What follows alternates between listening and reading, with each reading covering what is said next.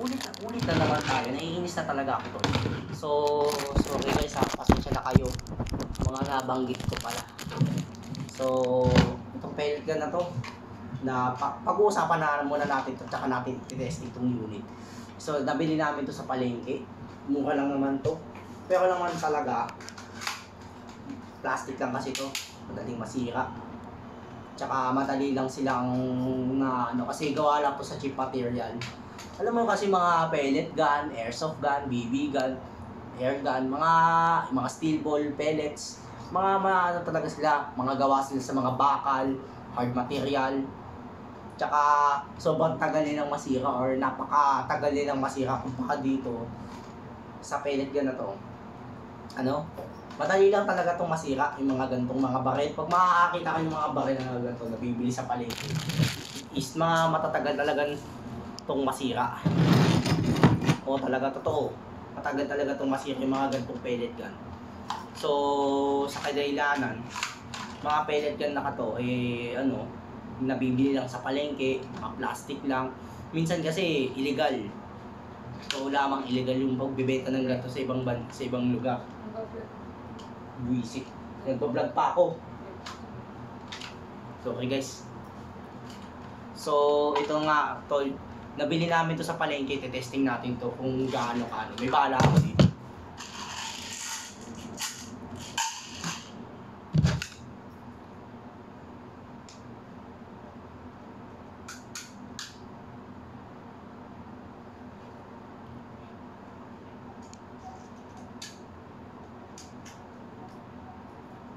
So, yun na nga guys, testing natin talaga kung kayang makabutas ng material.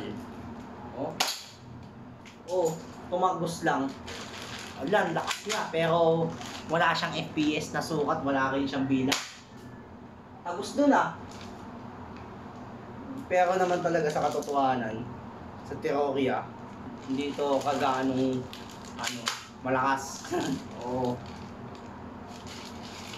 Talaga. Bumabaon-baon lang. Wala nang bala. So talaga,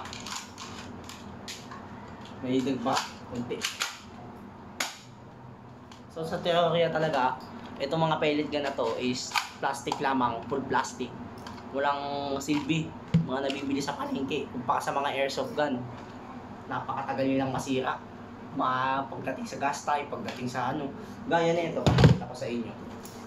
Ganyan, tukoy ko, gas type na airsoft, tsaka spring type, mga sobrang tagal nitong masira talaga sa katotohanan. So sa katotohanan talaga, ito matagal lamang masira, ito ay sobrang tagal masira. Pero pag sa mga battery type naman is napakatagal nilang masira. Siyempre, battery type nga eh. So, ito gas type, sobrang tagal masira. Ito naman, matagal lang kung masisira. So, pellet lang din to. DIY ko. Na prop gun and action filming na baril na ginagamit ko rin dati. Pero lang talaga dati, may ganito na ako pero nasira ako eh. Pero pag-usapan na natin, focus tayo dito. Ito talaga, is na-shooting ko na rin siya. Malakas siya, pero hindi gagaano. Mas kumpara mo sa mga gas type, mas malakas ang gas type kumpara dito. At saka hindi rin to pwedeng isali sa airsoft sports dahil madali lang tong masira at bihado. Ito, ang pwede lang kasing gamitin sa airsoft sports.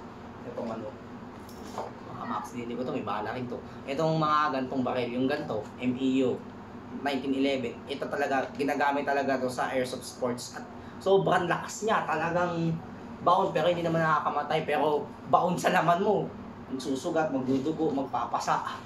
Pero naman dito, masusugatan at magpapasa ka lang pero hindi na tatalbog lang yung bala. Sakit nito. Pero naman talaga dito, para ka lang pinalo ng walis tingting or ng walis tambo.